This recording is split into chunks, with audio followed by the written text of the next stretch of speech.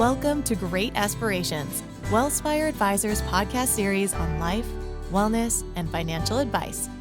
Each episode shares the experiences of extraordinary people whose stories inspire others to think big, find balance, and explore the possibilities of achieving health, wealth, and happiness.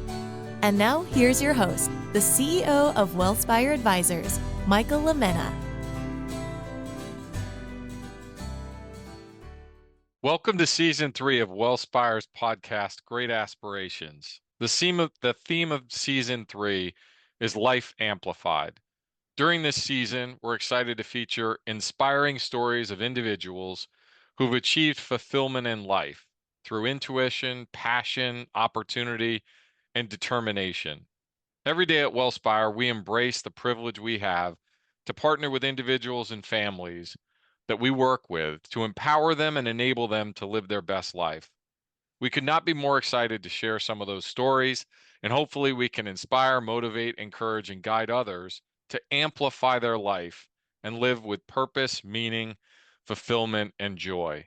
Today, I'm honored to have as my guest Matthieu Pavon. Matthieu Pavon is a professional golfer from France. He plays both on the PGA Tour as well as the European Tour. Matthieu turned professional in 2014 and won on the Alps Tour in that year and again in 2015. Over the course of his career, he's continuously placed high in numerous tournaments, both in the US and Europe.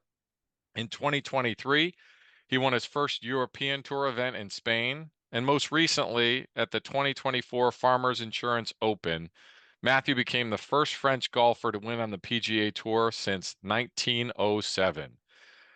I know recently also that he was named one of the finalists for the Arnold Palmer Award, recognizing the PGA Tour Rookie of the Year. So excited to hear the final announcement of that. But what an honor to be recognized for that. And I know today he's actively engaged, getting ready for numerous tournaments, including the Cognizant Classic, which will be in Palm Beach in February, where Wealthspire is hosting numerous activities and events. Matthieu, welcome to the podcast. Excited to have you on today.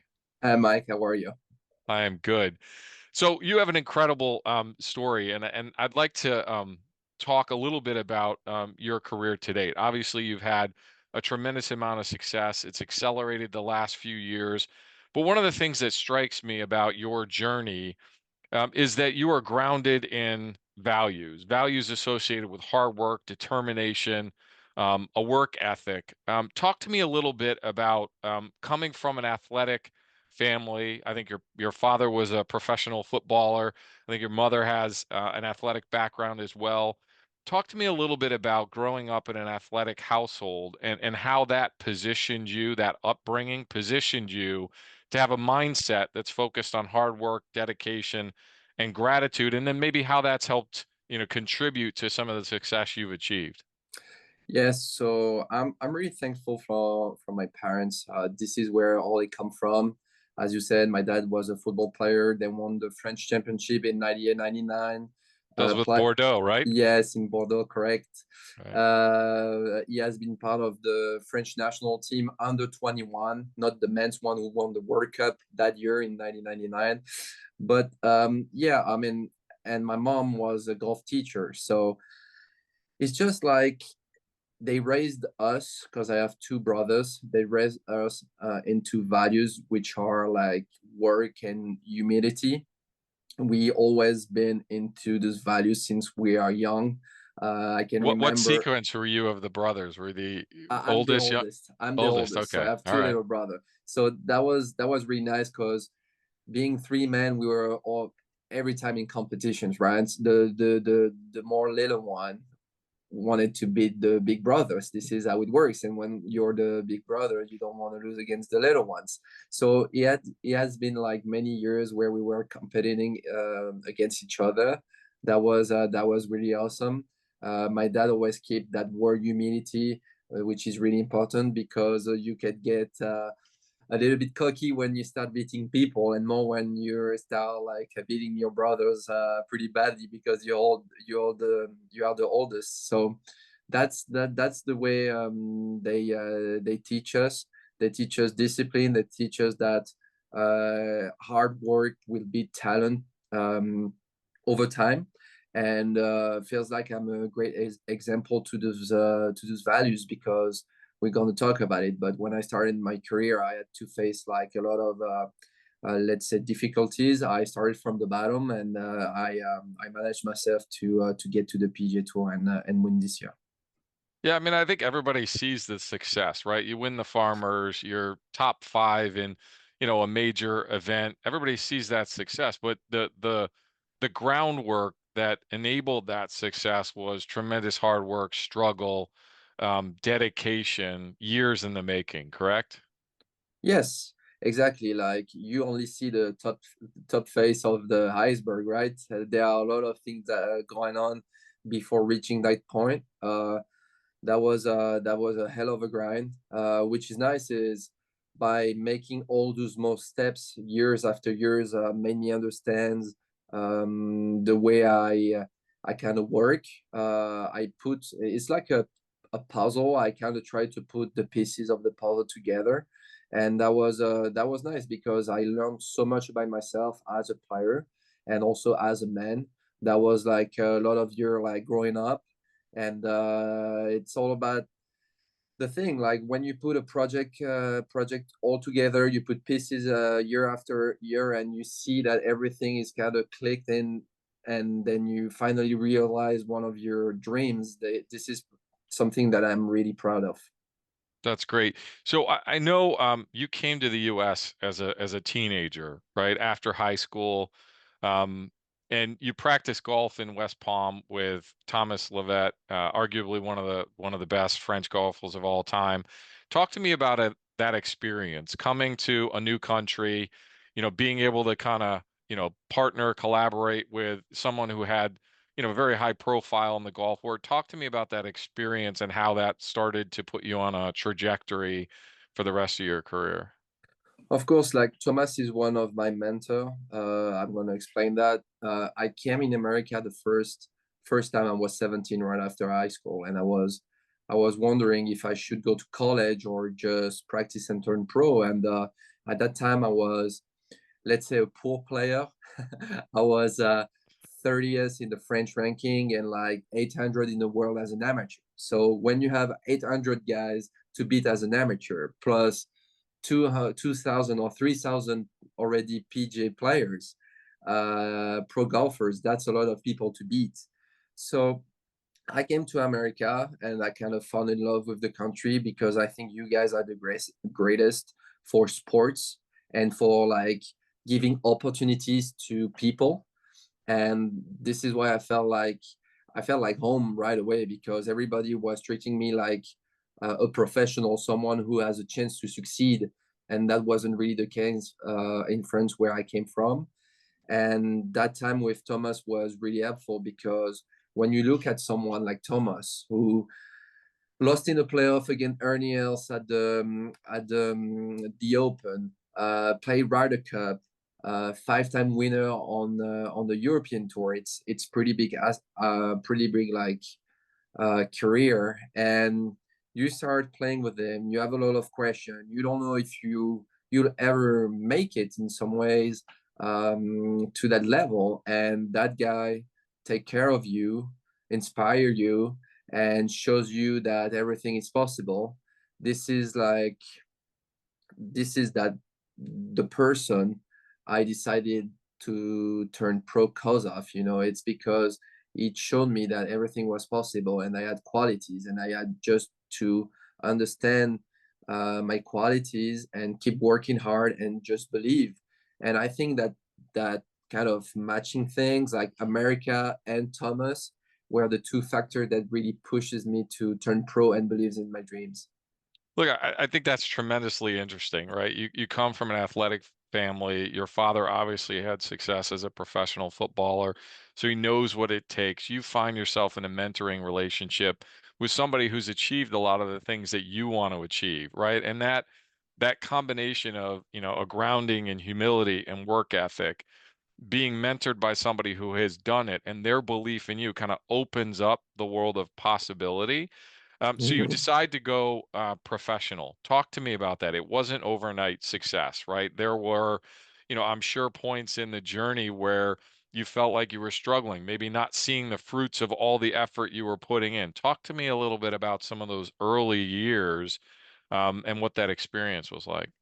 Yeah, I would say, um, when you start, it's like maybe when you start a company, I see like similar, like things that are the same. You have a lot of doubt.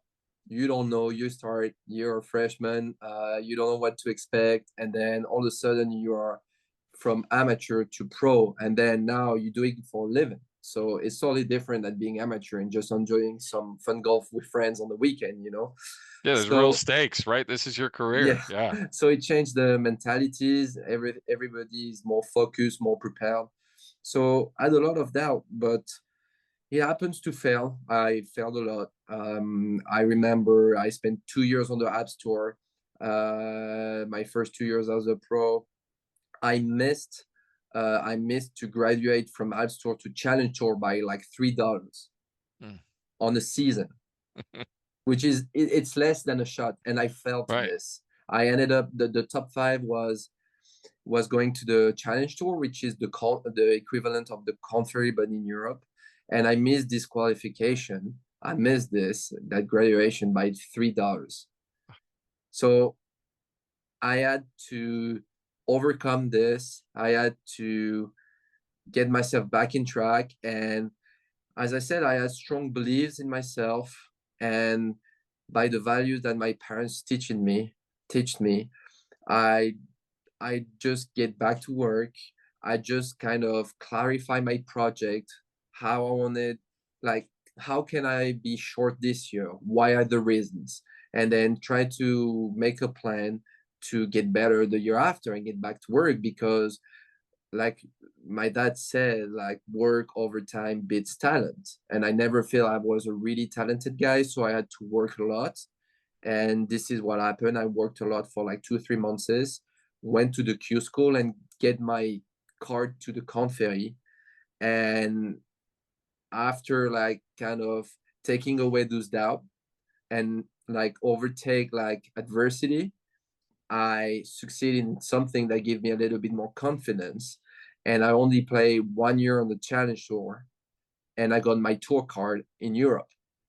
So it really shows that sometimes when you face to a wall and it seems like really tough to go over it, by having a clear plan and dedication and discipline, it shows that everything can go pretty quick when it starts to click in, right? Yeah. So it took me 2 years from a low level.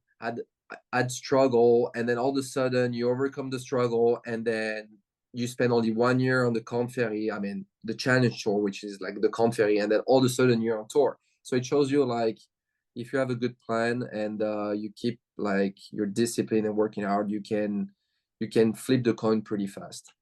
So one of the things that's interesting to me in what you just described is there's this commitment and determination to the process and the work ethic and the grind, and you're working and you're working, but it's also connected to kind of a bold aspirational vision for what you want to achieve. And I happened to see a video from the Masters where, I think you shared a story about your mom, I think, and your family and you visiting the Masters and kind of planting the seeds of what could be pretty bold aspirational, dreams in the future. Maybe could you share a little bit about that? Because I think there's that interesting dynamic to allow yourself the freedom to think boldly, dream big, but then marry that with the humility and the work ethic to grind and drive and build process. And I think if you have both, right, you have this aspirational North Star goal you're shooting for, and then the work ethic to get there and ride the undulations that get there. But maybe talk a little bit about that trip to the Masters and what your mom and you did and how that's been a guide for you. Yeah, so basically that year, I wasn't with my parents, but it's my mom and my dad. They went to the Masters, and they spent the week of their life. I mean, they both come from a sports background, and my dad never before that has never been to a golf tournament. So my mom wanted to bring him for his 40th birthday, and she wanted to show him what's the best of the best. So They went to Augusta. They spent the entire week, practice rounds, par three competition, the tournament, and they felt so great. It was like a dream for them, and they know how they knew at that time how like committed into golf I was and how much I wanted to succeed. So my mom felt like she had to give me a little help, like a little divine help. She went close to the range, and by a tree she buried a coin and made kind of a wish. She made a wish that she wanted to come back at the same exact spot in 10 years time. So it was in 2009. And this year when I won Tory, one of the journalists, one of the media guys said to me, like, by winning this, you're qualified for the Masters this year. And I didn't even realize because my head was all over the place at that time. Right. And I finished that media conference and I just grabbed my phone and I said, "Hey, mom, listen, it was a bit late. It hasn't took me like 10 years, but after 15 years, we finally go back to the Masters all together."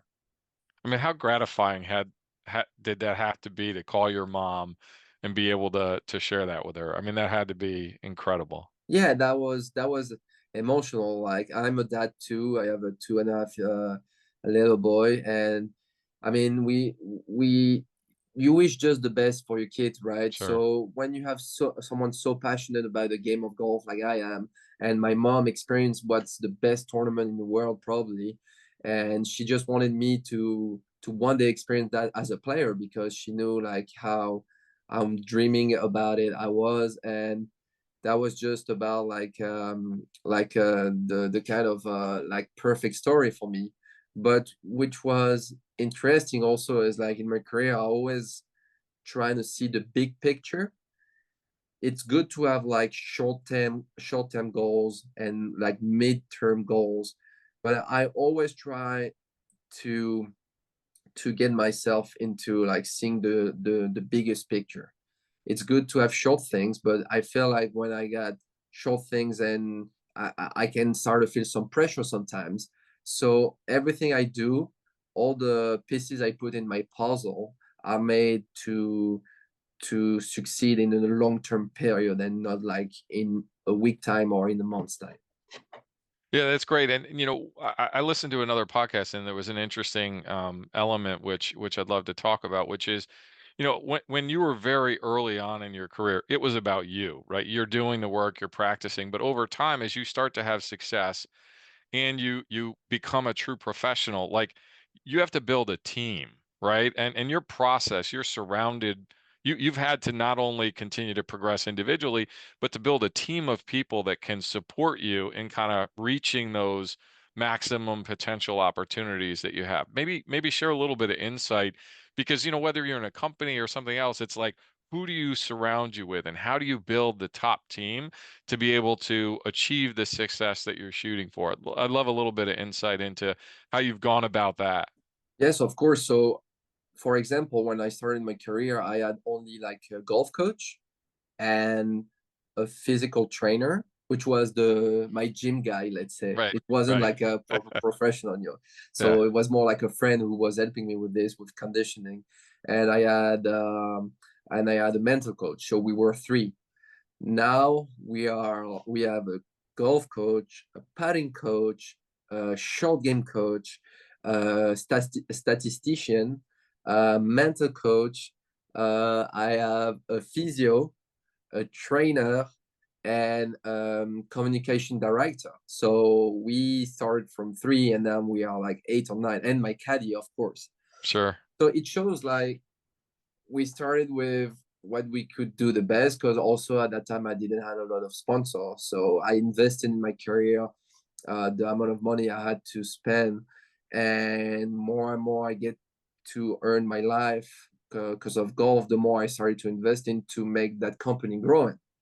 And which is really interesting is like, again, I really like that picture of like a puzzle because we all work together. It's like this is our strengths. Like my physical coach work with my my golf coach, because my golf coach wanted me to achieve some things in the swing that my body has to do.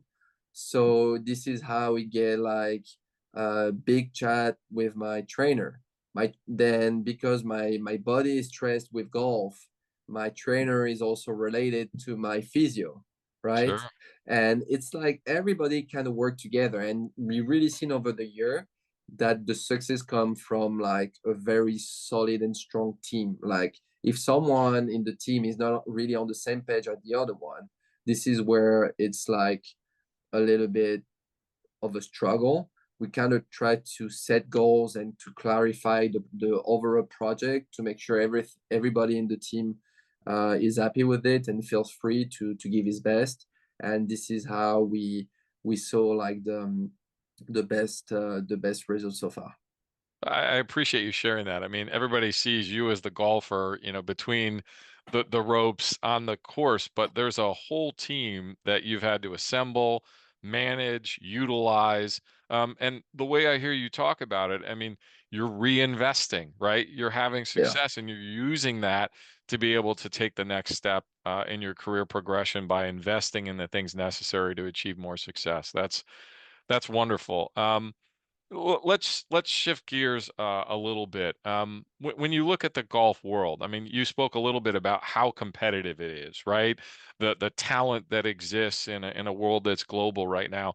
When you look at the golf world, are there particular athletes that you've admired historically that you look to, for inspiration? I know you talked about your Thomas Levitt. Are there others that you look to for inspiration? Yes, of course. Like a player like Tiger Woods, a person like Tiger Sure. Woods, I think he really changed the game. I think the growth of the golf is really because of him. I think we're really lucky that Tiger was born like 40 something years ago. He changed the game because he pushed the game a little bit to his limits. I think like before um, it was a game of golf, but wasn't as athletic and professional how compared to how it is right now. Really showed that we needed to become athletes.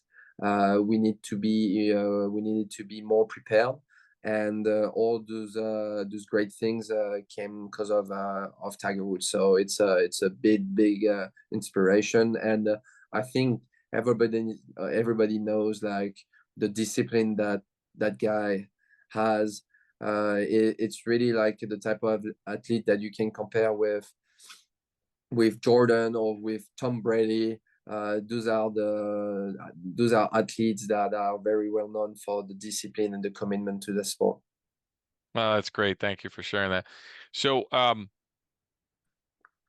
let's shift gears a little bit more. I think one of the things that strikes me, as we look at season 3 of our podcast, which is about life, amplified, right? How do we empower and enable people to live their best life, to live a purpose of meaning, fulfillment, and we don't try to be prescriptive in working with clients around defining what that is. Everyone's on their unique journey.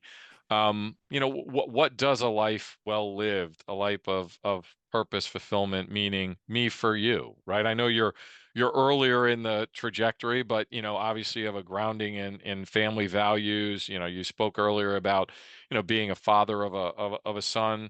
What is a life of fulfillment, purpose, meaning, a life well lived? What does that mean for you? Yeah, well, it's one of my project. I'm going to talk about a project because this is something I had in my mind. I found people in my life that gave me so much of their time, so much of their knowledge, and so they give me so much inspiration that for me that would be something really important. I want to live a life, of course, like very nice on the golf course. I want to like push myself to become the best I can, best version of myself.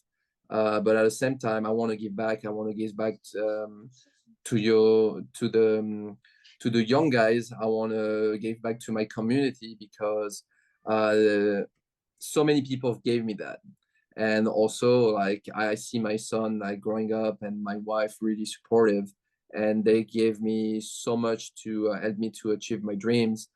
So yeah, we're gonna build something nice around that and try to help people as much as we can. We have some project, and it's all about like giving back what all those people I find in my way one day, and help me to succeed in my life. So yeah, it's the thing that we have in our mind.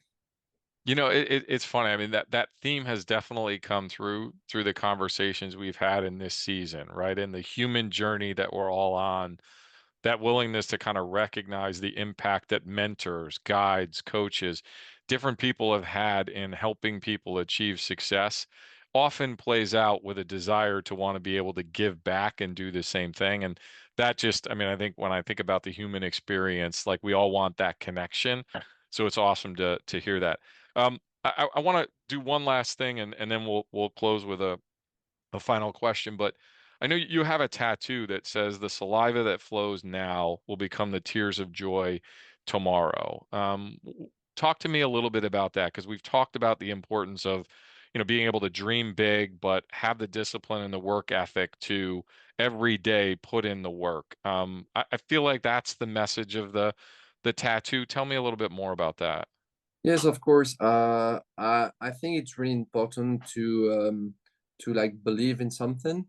As I said, I believed a lot on my abilities and my ethic and hard work to overcome hard stuff in my life. And that tattoo means everything to me because it's really shows that no matter what the hard work you put, that's the saliva, let's say it's the sweat you put Yeah. into our work will become the tears of joy when you succeed, when you lift a trophy. So it's really a mantra for me to never forget that no matter what happens, if I keep like working out and at work most of the people, good things will happen with patience and discipline. Well, look, with your talent and your humility and your work ethic and discipline, the sky's the limit for what you're going to be able to achieve. So it's awesome to see the journey and the success you've had to date, but I expect even greater things in the future. One last question. I know, I'm a little bit older than you, but what advice at this point, kind of having been on this journey thus far, would you give your younger self, right? You've been on this remarkable journey through athletics. Is there any guidance when you look back, and if you were to have a conversation with your younger self, what guidance and advice would you give your younger self? I think when I was younger, I wasn't as confident as now. So I would say to believe more, to be more confident, and to try to invest more in your career earlier. That's something that I grew up with in my mind is where I come from in France is like you win your first you win the first earnings, you got your first bucks, and you try to save it because you don't know what's gonna happen tomorrow, let's say. Yeah. And if I had something to do again, is like take the money you earned and put it back into your career right away, trying to get better quicker and invest more because the returns will be worth it. So it's really something because I changed that mentality only like 3 or 4 years ago. And this is where you saw that I kept getting better and fast. And if I knew and believed more in myself, I would have started to invest earlier and trust a little bit, maybe more myself. I mean, look, that's incredibly insightful. I think many people are susceptible to falling into a scarcity mindset, right? And Yeah. as a result, you actually become a governor on your own potential success. That willingness to kind of dream big, think boldly, and embrace the opportunity to invest in yourself with an expansive mindset. I think that's really powerful. Matthieu, this has been an absolute treat. What a great conversation. We're so excited to continue to collaborate and partner with you, and look forward to witnessing your continued success and finding ways to not only achieve success on the course, but also, give back, as I know you're committed to, in your community and beyond. So thank you for the time today, and I love the conversation. Thank you very much for having me. Thanks for listening to this episode of Great Aspirations, presented by Wealthspire Advisors, a registered investment advisor and subsidiary company of NFP Corp. If you have feedback, including suggestions for future topics and guests, contact us at clientrelations@wealthspire.com.